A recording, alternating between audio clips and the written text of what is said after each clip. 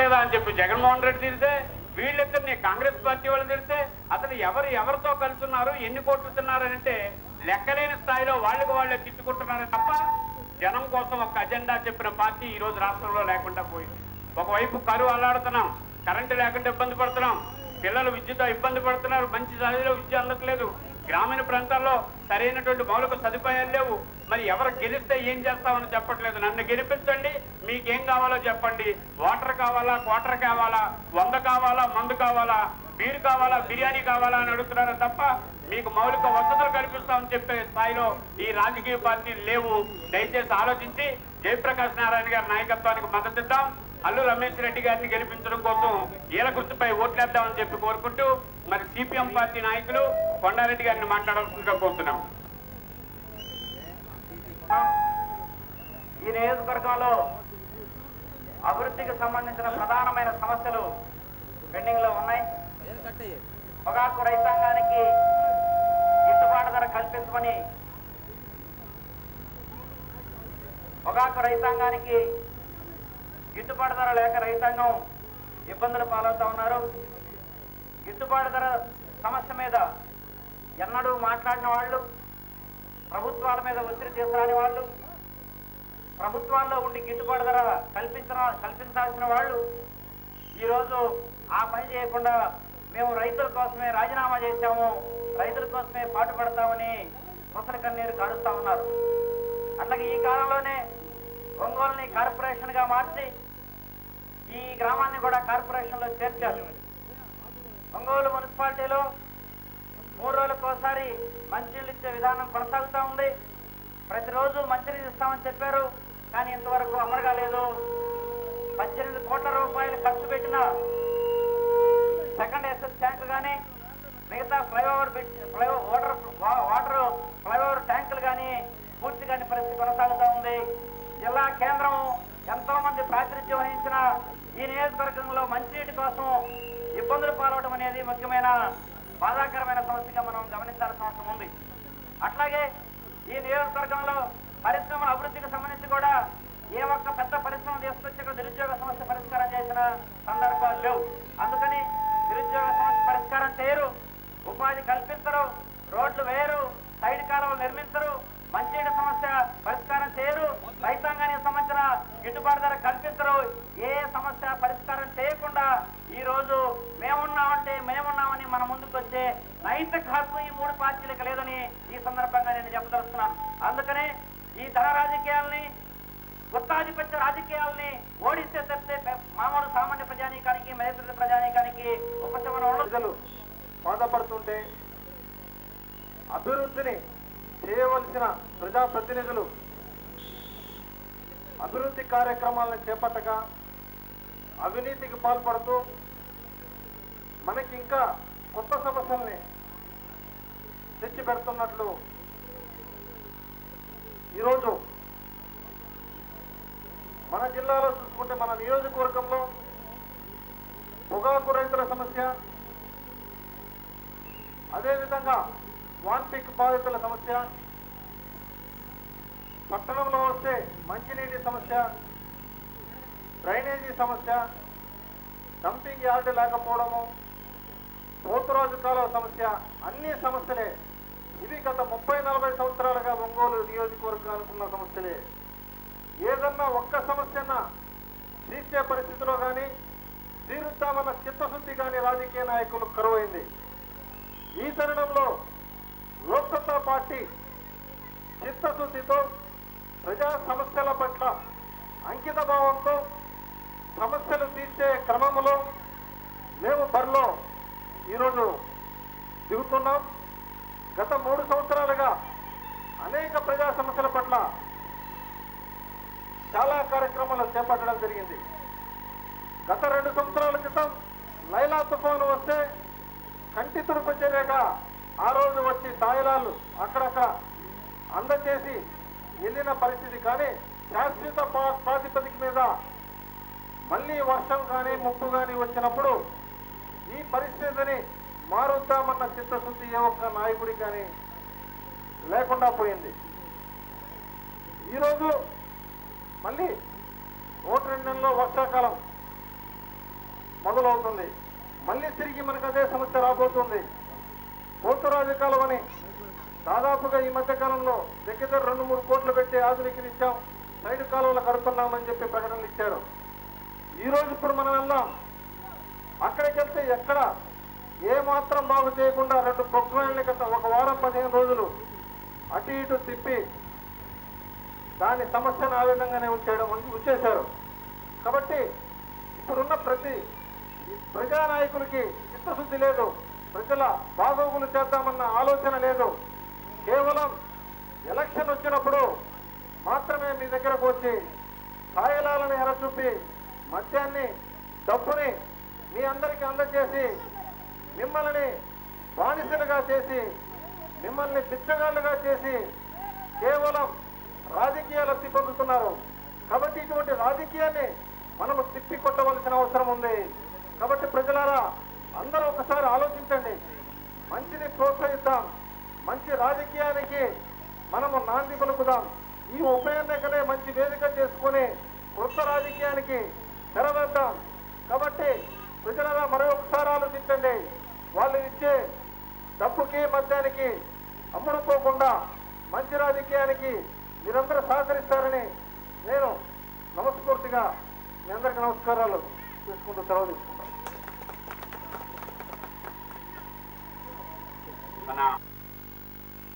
చాలా కాలం తర్వాత మళ్ళీ ముఖ్యమంత్రి పడదామని వచ్చాను. అదివరకు ఎన్నోసార్లు వచ్చాను. ఇక్కడ ఉన్న వాళ్ళు ఇంకా పుట్టినప్పుడు ఈ వయసు అంతా నా ఫస్ట్ ఒక 22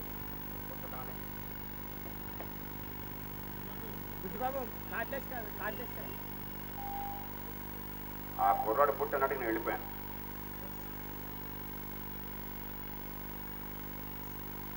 మరి ఆనాడు జిల్లా కలెక్టర్గా చేసి ఇవాళ ఎందుకు వచ్చారంటే ఇక్కడికి ఎండల్లోనూ వీళ్ళంతా 100 కోట్లు ఖర్చు పెడుతున్నారు కదా. ఒంగోలులో 100 కోట్లు పెడుతున్నారా అంతా కలిపి? ఎంతదరా? ఈ మధ్య మీలో ఉంటాడు ఎట్లా తట్టుకుంటారు, నిజాయితీ పని ఎట్లా తట్టుకుంటారు అని మీరు అడగదు. నేను వచ్చింది అక్కడ కూర్చున్న ఆ వయసు కొన్నాళ్ళ కోసం. ఇందాక చిన్నపిల్ల స్కూల్ పిల్ల కనిపించారు, అదిగో ఆ వయసులో ఉన్నటువంటి ఆ పసి పిల్లల కోసం. ఒక్కసారి మీరంతా ఆలోచించండి.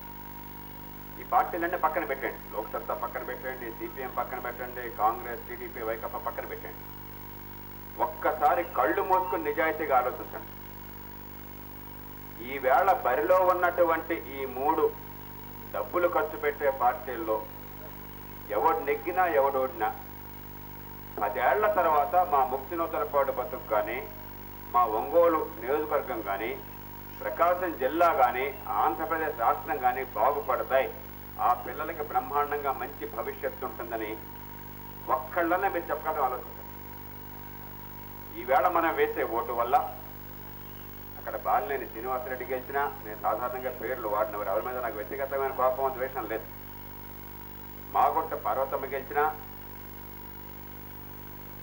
దామంచెర్ల జనార్దన్ గెలిచినా, నాకు వీళ్ళల్లో వీళ్ళ తండ్రులు తాతలు చాలా మంది తెలుసు. జనార్దన్ గారి తాతగారు నాకు తెలుసు బాగా, ఆంజనేయులు గారు. నేను ఈ జిల్లాలో ఆనాడు వందలాది ఎత్తిపోతల పథకాలు చేపడుతుంటే కోఆపరేటివ్ బ్యాంక్ ప్రెసిడెంట్గా ఉండి పాపం పూర్తిగా సహకరించేవాడు. కాబట్టి వాళ్ళ మీద నాకేం కోపం లేదు, వ్యక్తుల మీద కోపం లేదు. అలాగే మాగుంట సుబ్రహ్మణ్యుడు గారు నాకు బాగా తెలుసు.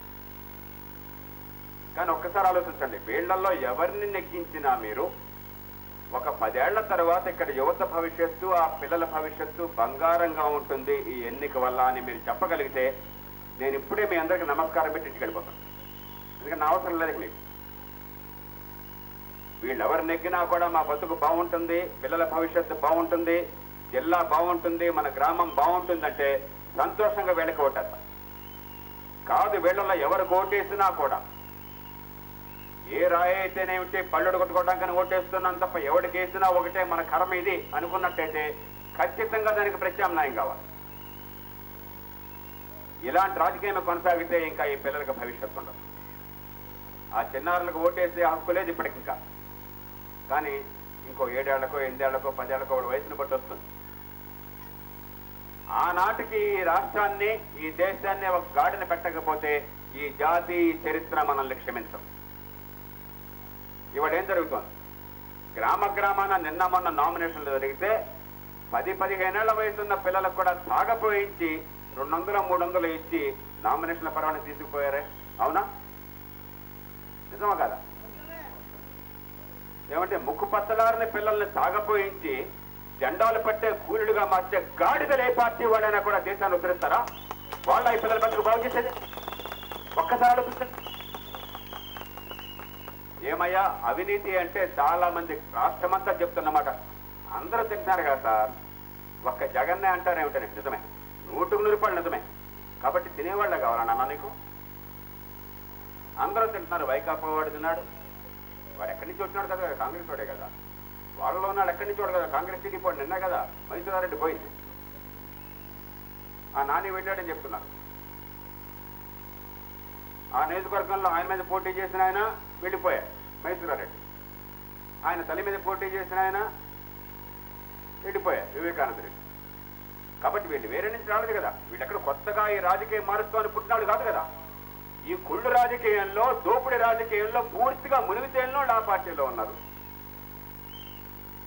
ఈ రాష్ట్రాన్ని 30 ఏళ్లుగా ఒక దశ లేకుండా అవినీతి కోపంలో ముంచేసిన వాళ్ళు మిగతా 2 పార్టీల్లో ఉన్నారు. దీనిలో కొత్త ఏంటంట, ఒక కొడుకు ఓ జెండా ఉందో గుర్తుంది తప్ప ఏ మార్పు అన్నా ఉందా? ఎందుకు ఈవేళ సిపిఎంతో లోక్సత్తా జత కట్టింది అంటే, ఏదో కొండారెడ్డి గారిని మంచిగా చేసుకున్నాం, రాఘవులు గారిని మంచిగా చేసుకున్నాం, జేపీ గారు రాఘవులు గారు 4 సీట్లు పొందేసి ఆ సీట్లతో రేపు పొద్దున మళ్ళీ ఈ ఎలక్షన్లో వచ్చిన ఫలితాలను బట్టి రాష్ట్ర ప్రభుత్వం గందరగోళంలో పడుతుంది కాబట్టి ఒక్కో సీటుకి 3 కోట్ల 5 కోట్ల బేరం పెడదామని కాదు.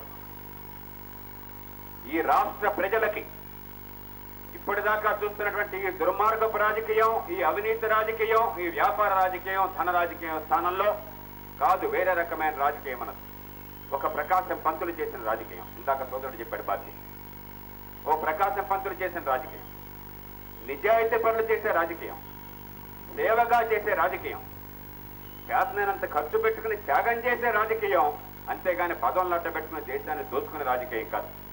అలాంటి రాజకీయాన్ని చూపెట్టడానికి నిజాయితీ పనులు కలిసి, ఇదిగో ఈ దుర్మార్గం నుంచి బయటపడడానికి మీకు మార్గం ఉన్నది. నిజంగా ఈ పిల్లల భవిష్యత్తు కావాలి, 5-10 ఏళ్లలో రాష్ట్రం గట్టెక్కాలి, ఈ వేళ ఉన్నటువంటి ఈ భయంకరమైన పరిస్థితి నుంచి అనుకున్నట్టయితే మీకు ప్రత్యామ్నాయం ఉందన్న విశ్వాసం కలగాలి. అందుకోసం ఈ వేళ లోక్సత్తా ఓ యువకుడిని 38 ఏళ్ల కుర్రాడు, ఈయన తండ్రి ఎమ్మెల్యే, ఎంపీ, జిల్లా పరిషత్ చైర్మన్ కాదు నాకు తెలిసినంతవరకు, టీచర్. ఆయన తండ్రి ఒక సామాన్య టీచర్. ఆయనకి రాజకీయ నేపథ్యం ఉందని పెట్టలా, ఆయన వ్యాపారం చేసుకుని గౌరవంగా బతుకుతున్నాడు. కాబట్టి రమేష్ ఎట్టగొట్ట గెలవాలి, నువ్వు 2 కోట్లు ఖర్చు పెట్టేది నేను చచ్చినాను, ఖర్చు పెడతానంటే తీసి పారేస్తాను రమేష్. నిజాయితీగా జన దగ్గర పోయి ప్రచారం చేయి.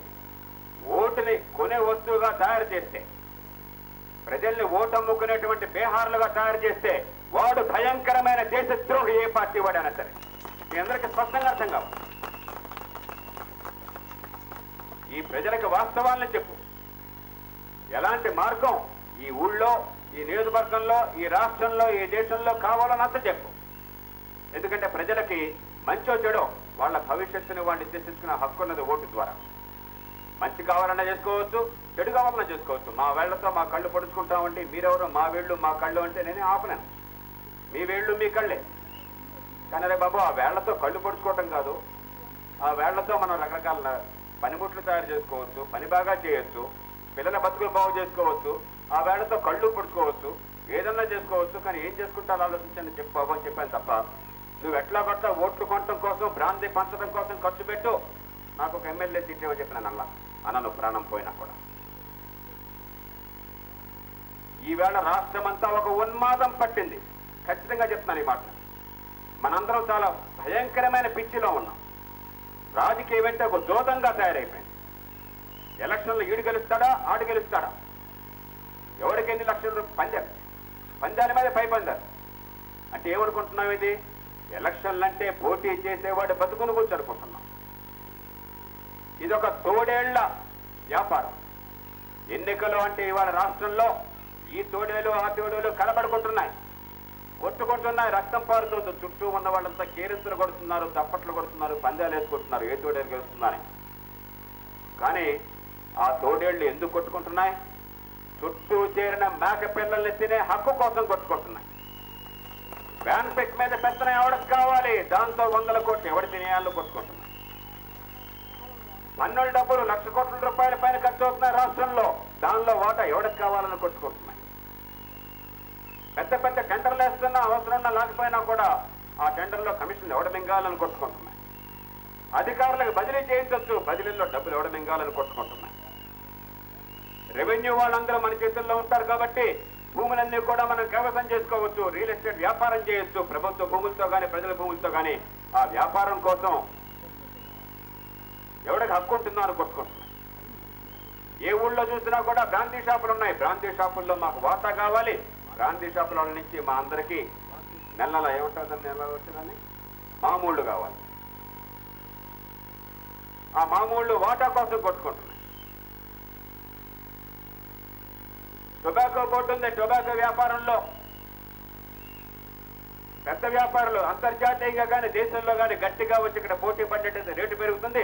పెరగకుండా మనం లాలూచిపై డబ్బులు తీసుకుని ఏ రకంగానో కూడా పోటీ లేకుండా గుత్తాధిపత్యం చేసి రైతుల కడుపును ఎవడు కొట్టాలా, టొబాకో రేట్లు రాకుండా ఎవడు చేయాలా అని కొట్టుకుంటున్నాయి.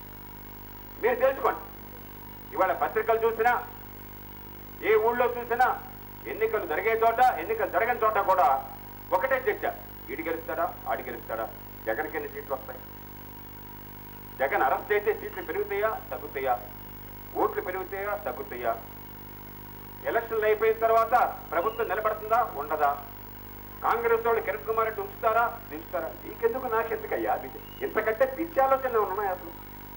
దీనిలో మన పిల్లల బతుకుల గురించి, మనకు టొబాకో రేట్లు గురించి, మన పొలాల పంటలను గురించి, పంటలకు మార్కెట్లో రేట్లను గురించి, మన పిల్లలకి ఉపాధిని గురించి, మన మంచినీళ్లను గురించి, ఈ మద్యాన్ని ఈ బ్రాంతిని అదుపు చేయడం గురించి ఎక్కడన్నా చర్చ ఉందా? ఎన్నికలు ఎందుకోసం ఒక్కసారి ఆలోచించండి. కేవలం ముఖ్య నిద్రపడి ప్రజలకు మాత్రంగా చెప్పేది, రాష్ట్ర ప్రజలందరికీ చెప్తున్నాను మీ ద్వారా. ఎన్నికలు ఈ పద్ధతులను మార్చాలా లేదా తెలుసుకోవడం కోసం ఒక కరెంటుని తీసుకోండి. మీకు ఇక్కడ ఎలక్షన్ జరుగుతుంది కాబట్టి రోజంతా కరెంట్ కట్ లేకుండా చేస్తున్నారు, అవునా? ఇప్పుడు కరెంట్ కట్ లేదుగా మీ వరకు, మీరు అదృష్టవంతులు. మాకు హైదరాబాద్లో కూడా కరెంట్ కట్ ఉంది, నిన్న కూడా కరెంట్ కట్ ఉంది, ప్రతి ఊళ్ళో ఉంది ఎలక్షన్ జరిగిన చోట. దాని గురించి నేను పెద్ద చింత పడుతున్నా. కానీ చూడండి, ఈ వేల్టి విధానాలే కొనసాగినట్టయితే 5 ఏళ్ల తర్వాత ఈ రాష్ట్రంలో కరెంట్ అనేది మీరు మర్చిపోండి.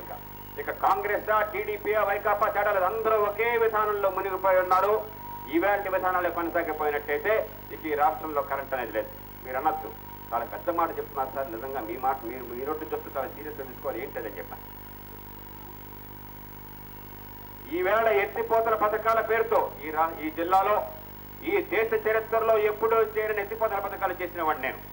452 ఎత్తిపోతల పథకాలు చేశాను. మీ చుట్టుపక్కల ఏ ఊరికి వెళ్ళినా కూడా ఒక లిఫ్ట్ ఇరిగేషన్ స్కీమ్ నేను పెట్టింది అన్నాడు. 2 లక్షల ఎకరాలు తీసుకొచ్చాను. కేవలం ఎకరాకు 2,000 రూపాయలతో తీసుకొచ్చాను. ఇక్కడ పెద్దవాళ్ళు ఎవరైనా సాంబశివరావు అడగండి, ఇతర పెద్దలు అడగండి, కాస్త 40 దాటిన వాళ్ళు ఎవరైనా అడగండి. ఇక్కడ ఈ జిల్లాలో ఏ గ్రామానికైనా వెళ్ళి అడగండి. 2 లక్షల ఎకరాలు తీసుకొచ్చాను. ఈ జిల్లా రాష్ట్రంలో 23వ స్థానంలో ఉండేది. బాబు ఈ రాష్ట్రంలో జిల్లాలన్నీ ఎర్రచొక్క. ఎన్ని జిల్లాలు ఉన్నాయి రాష్ట్రంలో? 23. 23లో 23వ స్థానం అంటే మనం ఫస్ట్ ఉన్నామా లాస్ట్ ఉన్నామా? ఆ పిల్లోడికి కూడా తెలుసు లాస్ట్ ఉన్నామా. నేను ఈ జిల్లా